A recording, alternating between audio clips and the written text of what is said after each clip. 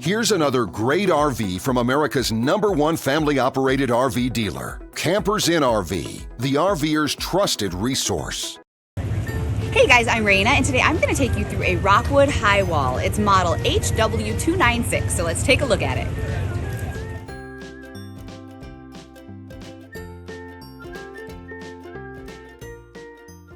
This walkthrough video is designed to quickly show you the basic layout and features of this RV.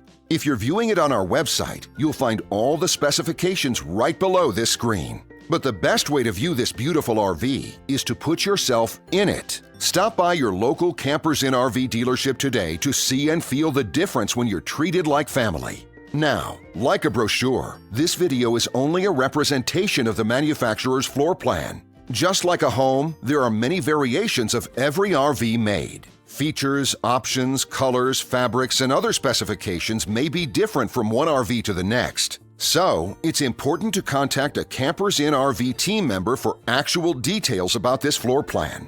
While watching this video, take note of the innovative ways the manufacturer has used every possible space for storage and practicality. But there are many features not shown, and we also do not have the time to show all of them in this short video. You really have to come in and see this RV to fully appreciate all that this unit has to offer.